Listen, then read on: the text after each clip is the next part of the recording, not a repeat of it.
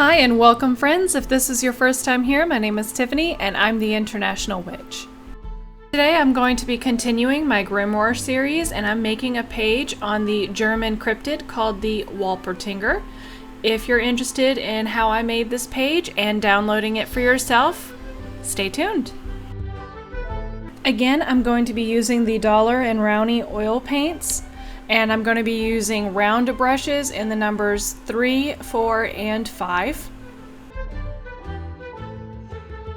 You won't be able to see it, but I did do a layer of white on the bottom of my painting just so that the paints would hopefully blend together better. Now, the Wolpertinger is known as a combination cryptid, and that is because it is a combination of multiple animals.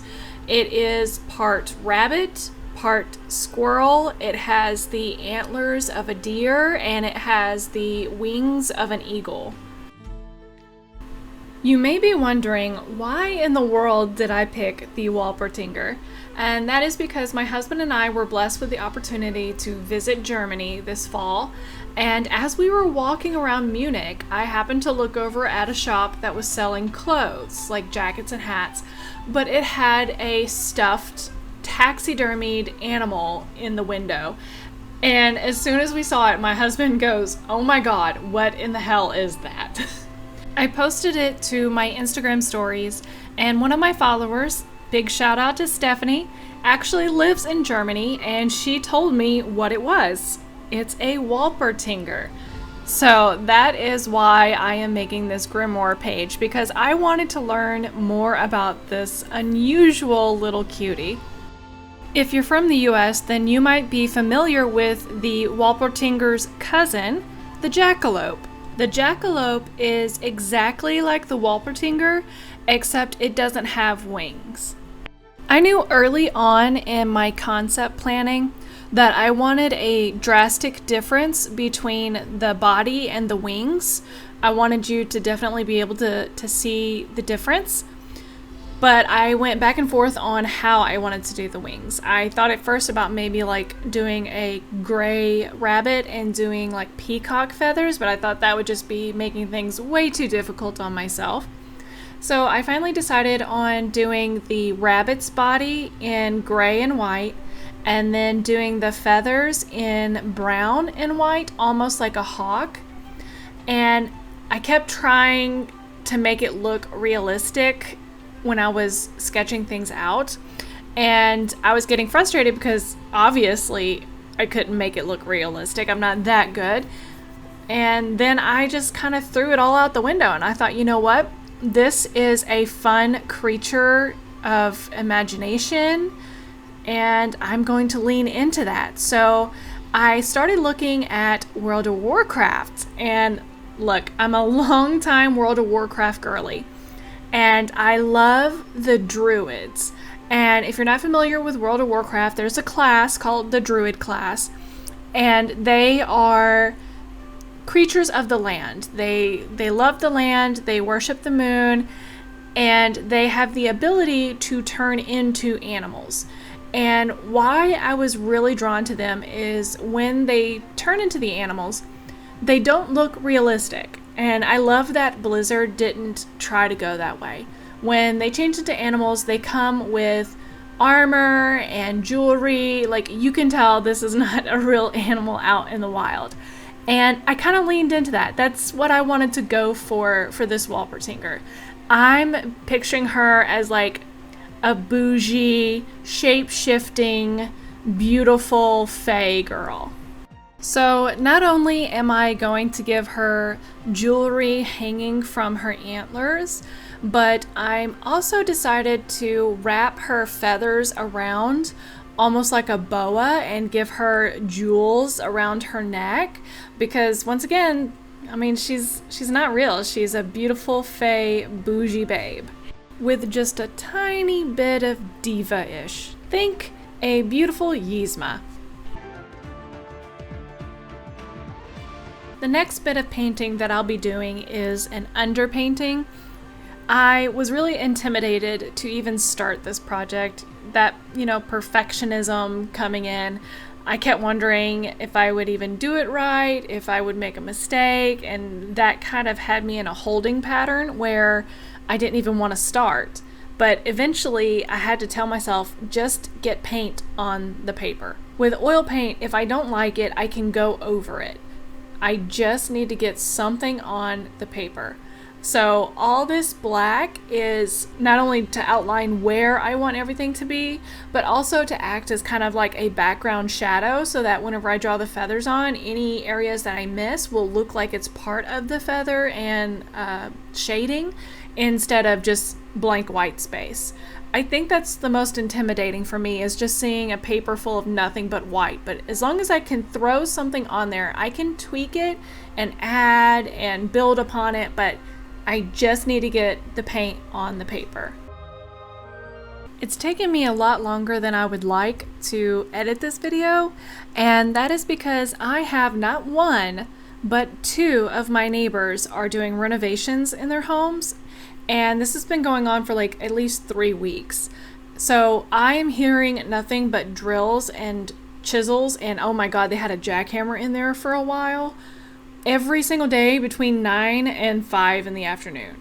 So I have to hurry up and do as much voiceover as I can before the next round of hammering starts. And the apartment building that I'm living in, like many of the others in Naples, is made from cinder blocks. And while that's very sturdy, there is no soundproofing insulation in between units whatsoever. So I can hear when people play their radio. Obviously, there's always the apartment walking. You know, you can hear your neighbors walking above you and steps and everything, but it's almost like it's echoing the damn drills. I'm trying to edit out as much as I can, but if you hear any construction noises in the background, I'm really, really sorry. For these feathers, I'm doing a mixture of the burnt umber and yellow ochre with white and black. And I'm just mixing different ratios and just, as you can see, just putting strips here and there just to give it almost a multicolor effect. I'm not trying to be specific. I'm not trying to imitate perfectly an eagle's feather or whatever. I just wanted it to be very colorful and fun and different than the rabbit's body.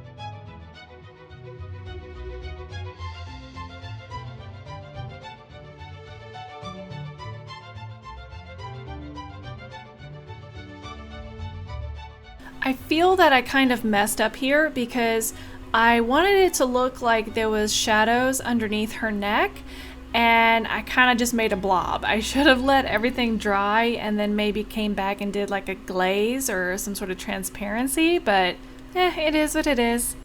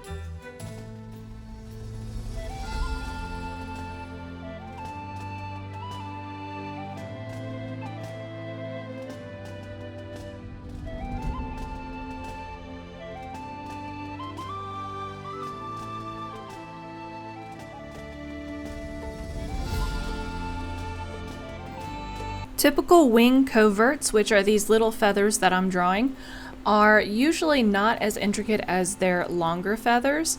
And so for these coverts, I don't do too much, but I do add shading and a couple of lines just to give it a little bit more depth.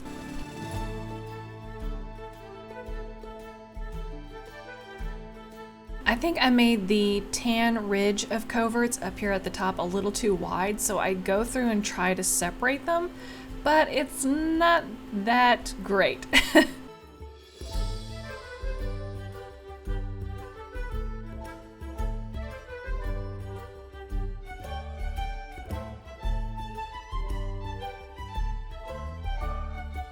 Throughout the video, you'll see me going through and getting this rabbit darker and darker, and I keep adding colors to it.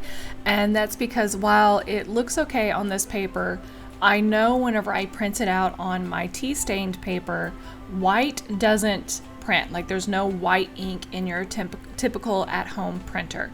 So all this is going to be extremely light. So I go through and darken it, especially around the edges, because I want it to be more of a gray rabbit than a white rabbit. And that'll help it show up on different types of media. So no matter what you decide to print this out on at home, it should show up for you.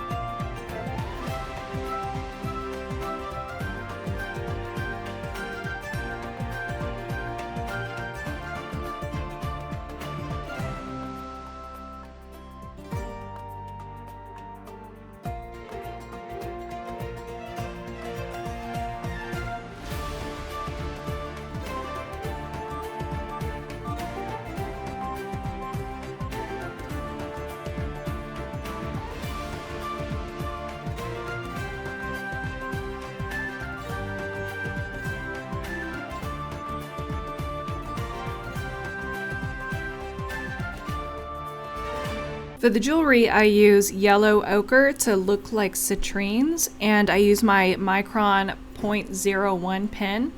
However, if I was to do this again, I would much rather use the yellow ochre for my chains to look like gold chains, and then use like blues and greens to look like emeralds and sapphires. I don't think the yellow, brown, and black really worked here. I wanted it to look more magical than it does, so that's my only drawback.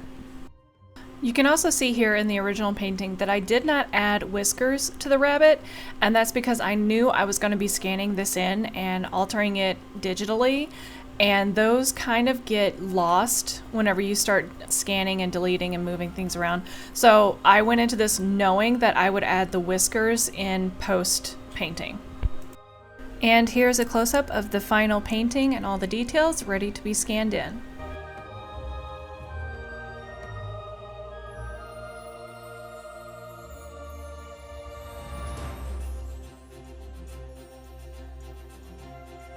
And here we are in Photoshop, ready for the digital manipulation.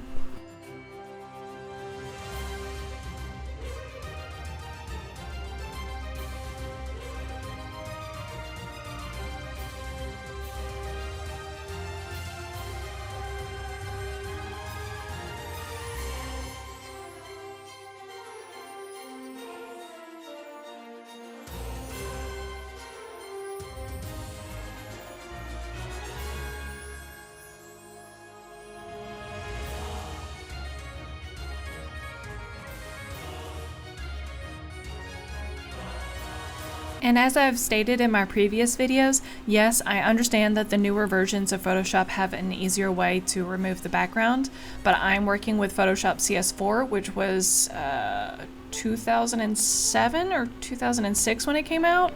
So if it ain't broke, don't fix it. It's worked for me all these years, and I refuse to go towards a pay-for-month system.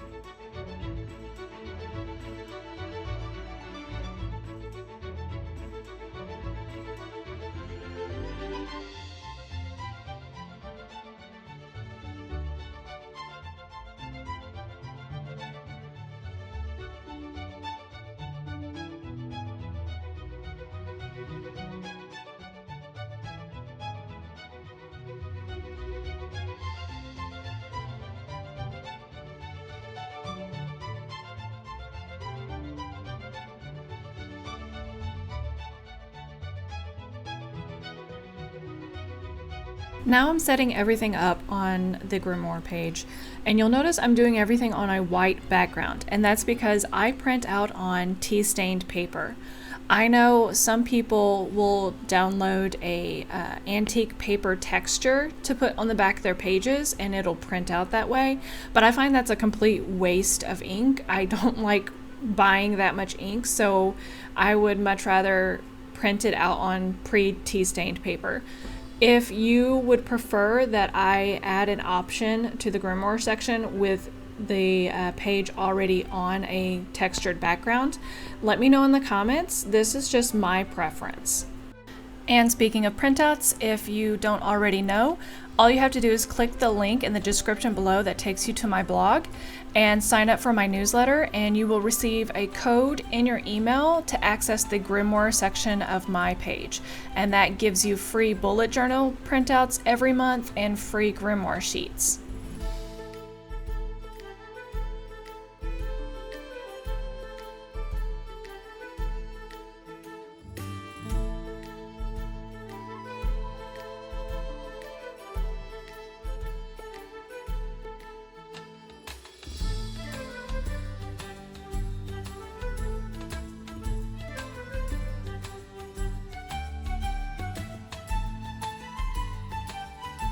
Since this cryptid is a German folklore, I thought it would be cute to add the German crest in the background just for a bit of texture. Now, when you print this out on white paper, it shows up a lot more than it does on the tea-stained paper. On the tea-stained paper, it looks more of a watermark.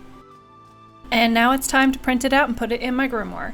If you enjoyed this and got any inspiration, then make sure to give me a thumbs up. If you want to see more videos like this, then hit the subscribe button and leave me a comment down below and tell me what you're looking forward to see. Love you. Bye.